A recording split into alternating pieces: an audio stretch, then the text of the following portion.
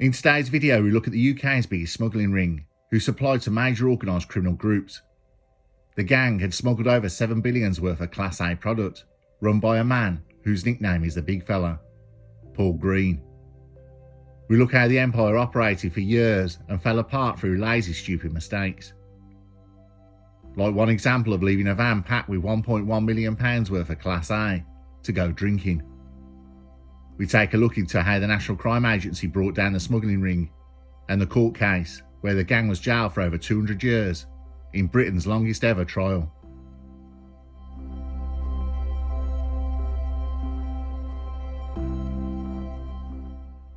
So let's take a look at the ringleader, Paul Green. He changed his name twice by deed-poll. He started life as Simon Swift, then became James Russell, before a second change to Paul Green, just before his arrest.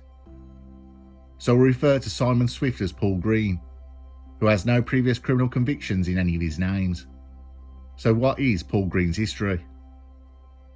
Paul Green is a businessman. Before going to any criminal circles, he owned hairdressers and cleaning companies. Paul Green has a sharp business mind and a head for figures. Anything about tax affairs, write-offs, VAT, he knew. He knew how to operate a business inside and out, and this made him a highly valuable person to know, to ask advice from. Over the years, he made various acquaintances in the business world, some of them in the criminal variety. They would talk to him, and he would give them financial advice and tips. This made him a great guy in their eyes, and it would not be long before some of his mates were top-tier parts of organised criminal gangs. The biggest mistakes criminal gangs make is creating businesses to launder their money. New businesses will always have a spotlight on them. With the advice Paul Green was giving out for free, while socialising with his mates, legit and criminal, he became very trusted and brokered deals between criminal groups and became a very dependable middleman, as he was not connected to any criminal side. The small sums of Class A being smuggled into the UK and the vast money being made by his criminal acquaintances had inspired Paul Green to try a new business plan. Now the problem is not buying the product. The problem is how to make that product legit and leave no trail to the owner if he got caught.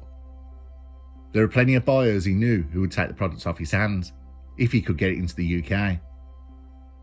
Paul Green had realised that using well-established suppliers and transport firms would be far less suspicious about doing business with an organisation being to have an established trading history, and in some cases, an existing VAT number. With money from organised criminal groups, he began buying established companies, almost like a real-life game of Monopoly. He would create a fake paper trail, leading to owners who would not exist. Simple on paper, but tough to pull off in the real world. But Paul Green knew how to do it. And so it began for several years. Green, with some very close contacts, created his own crew, transporting product through established transport firms for organised criminal groups. Paul Green became the guy to go to for transporting products across into the UK. He got the nickname the Big Fella, but as any police officer or solicitor will tell you, the worst thing that can happen in the criminal game is get yourself known with a nickname. Paul Green and his right-hand man, Stephen Martin, rented warehouses in Sheffield, Leeds, Preston and Warrington. With years of no issues and regular shipments, the gang used clever tricks to hide their cargo. They packed products inside shipments of onions, garlic and ginger to disguise the smell and make it harder for authorities to detect. Innocent transport companies were hired to carry these shipments from the Netherlands to the UK, unaware they were being used for smuggling. Things would take a turn when two shipments would get caught in early 2016. In February, they hid more than 8 kilograms of product, nearly £1 million worth in boxes with ginger, in a cargo bound for the UK. But the plot was revealed when the driver employed to collect and deliver the shipment became highly suspicious and called the police. A month later, on the 29th of March, Paul Green and his crew created a fake paper trail to smuggle 1.1 million of Class A base oil in bottles of cream bought in Belgium. Dutch police officers, after the first pinch, had group members under surveillance. One of the employees of Paul Green that was under surveillance was Russell Leonard, a foot soldier who spoke fluent Dutch, and an accomplice whose name was withheld for legal reasons. For some bizarre reason, them two went out drinking all night and left Class A cargo unguarded in a van. In a rare recorded conversation, Paul Green warned, "If that van's gone or you've been grabbed by the police, then there'll be effing murders. When the duo finally returned and drove off, they were immediately stopped by armed Dutch police. A dog sniffed out the hidden cargo in the van. Russell Leonard will be given a 24-year prison sentence. That was one hell of a costly drink. This was a wake-up call for Paul Green, but he was ready and prepared. The existing companies Paul Green had purchased were stripped of money and abandoned. Paul Green changed his name by default. With 2017, business was back on track with new companies purchased. The gang smuggled product on an industrial scale, organising up to 4 shipments every week. Despite arrests and seizures, they continued their operations, quickly switching to new companies whenever one was exposed. There'll be new criminal clients, some very big gangs and big names in the criminal world, one being John Kinsella, who would be shot dead in May 2018 by killers using encrypted EncroChat handsets to coordinate the murder. Kinsella's death was a result of a gang feud which began in 2015 between 2 rival criminal organisations in Salford. 2017 would see a recruitment drive for their crew to develop a new transport route into the UK. They joined forces with a Dutch criminal group led by Barbara Rimboot, 53 years old, and Johan Vesters, 54 years old. They would get the product for them after Paul Green losing Russell Leonard. The Dutch gang would smooth over and arrange any product to be shipped. In early 2018, Paul Green and his crew then used a front company cloned from a legit business in Truro, Cornwall, to try and smuggle 8 kilograms of Class A, worth nearly £1 million into the UK. This led to the seizure and Dutch police teaming up with the NCA. The Dutch gang would all get arrested. The leaders Barbara Rimboot and Johan Vesters would be jailed for 18 years and 20 years respectively after being extradited from the Netherlands. With the loss of the go-between gang, Paul Green's crew rented a warehouse in northern Netherlands and hid the next shipment in 4 cardboard boxes packed with ginger for deliveries to be made to warehouses they rented in Bolton, Wigan and Sheffield. In the latter half of 2018, 450 kilograms of Class A and 2 tons of Class B were stopped across 3 seizures. The National Crime Agency was starting to intercept more shipments. This is where Paul Green would change his name again to Paul Green by default. In 2019, it was over. Police arrested Paul Green. So how did it all go wrong? And how did the National Crime Agency get the OCG's go-to guy for product busted? Who got him caught?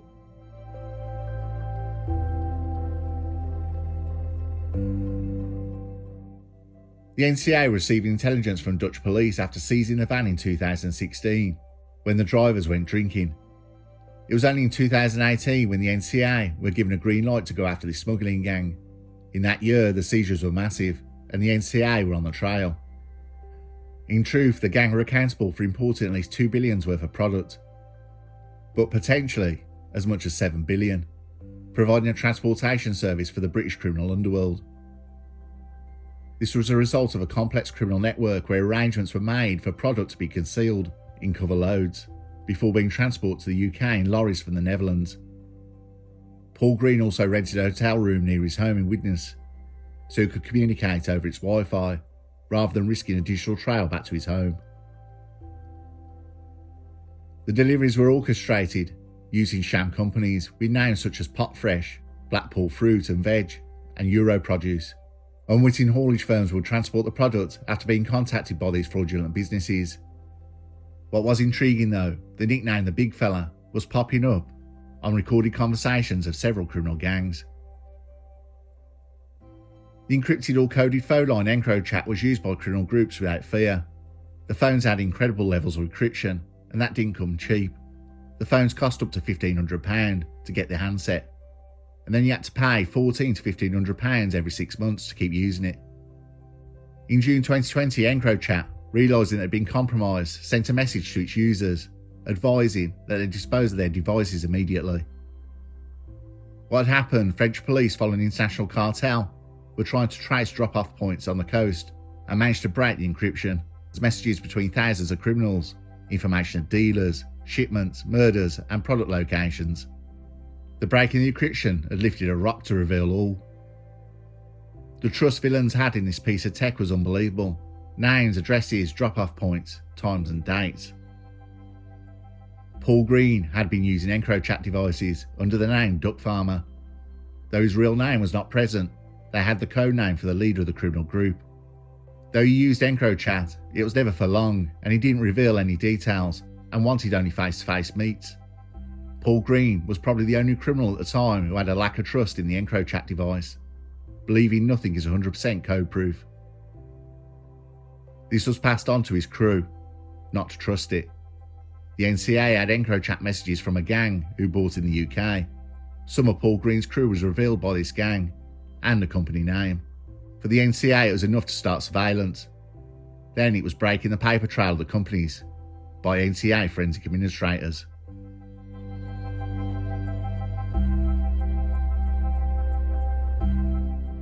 To avoid detection, the gang concealed product in consignments of strong-smelling foodstuff, such as onions, garlic and ginger. The gang purchased so many onions, between 40 tonnes and 50 tonnes each week, that it couldn't get rid of them, and often sent them back to continent to act as another cover load. These were then often found dumped. The National Crime Agency had pulled shipments of onions, which hid the product. The NCA would follow the trail, follow the onions. In 2019, the National Crime Agency surrounded Paul Green's Cheshire home in a dawn raid. Footage released by the NCA captures the moment Green, moments after being arrested, was led from his home on a cul-de-sac in Widnes, flanked by 2 officers. When Paul Green was arrested, officers recovered almost £10,000 in cash from his home. His bank statement showed he and his wife spent more than £26,000 on watches and jewellery in the past 6 months. Between 2016 and 2018, more than £1.5 million passed through Green and his partner's bank accounts. Between 2013 and 2018, Green only submitted 2 tax returns for cleaning and hairdressing businesses.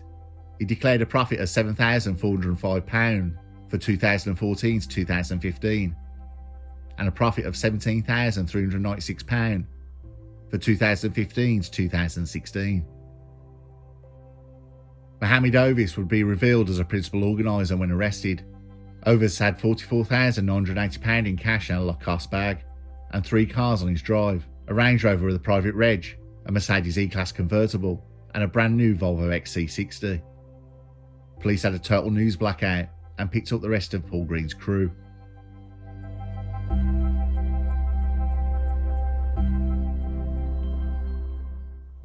There'll be 2 trials, one lasting 23 months and the other lasting 9 months.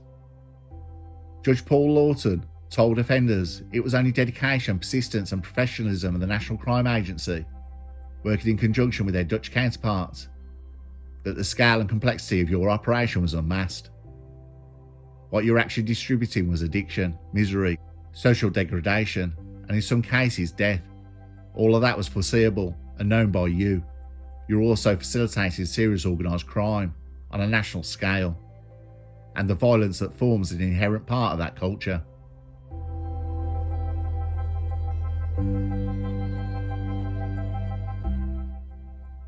Paul Green, the ringleader, known as the Big Fella, was sentenced to 32 years in prison.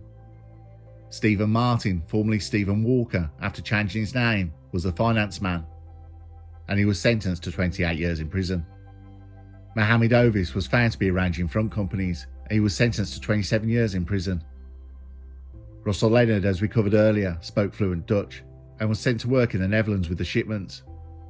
He was the one who abandoned the van and went drinking. He got 24 years.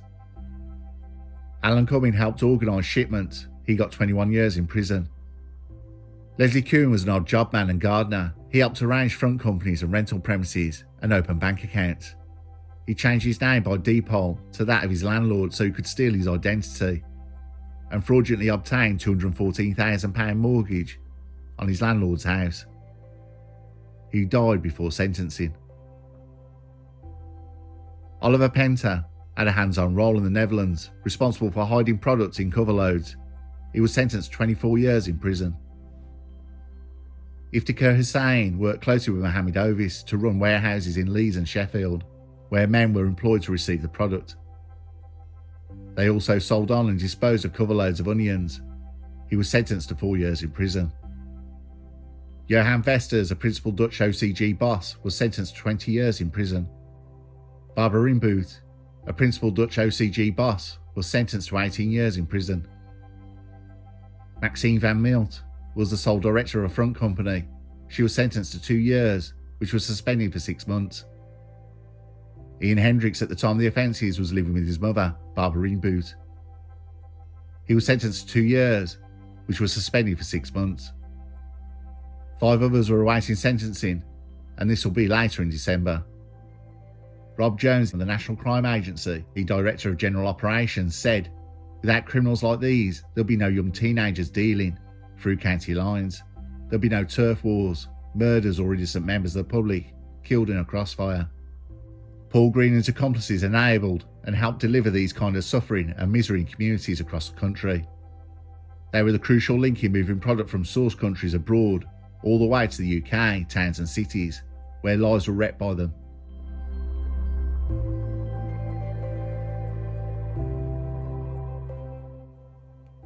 Paul Green, who drove expensive cars and had Rolex watches, portrayed himself as a successful company director, but he had little or no legitimate income.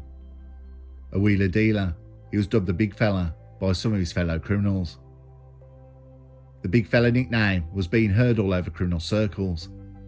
Who was this man? They would say he's the go-to guy.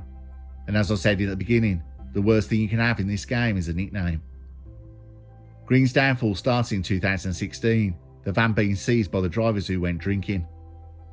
Teaming with the Dutch criminal group and the bus caused a reveal of Green's company when the Dutch gang was arrested, leading to massive seizures in 2018. The tons of rotting onions was another trail.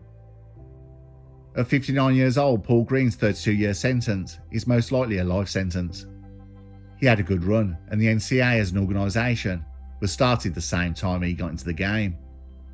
The difference between the police and the NCA, they have unlimited funds to go after crooks, where police are on a budget. But probably Paul Green's biggest and worst mistake was his tax returns, showing how little he made. That means proceeds of crimes can go after everything, but knowing Paul Green, he's covered a majority of his money in a paper trail. But that's the thing with paper trails, they leave a trail.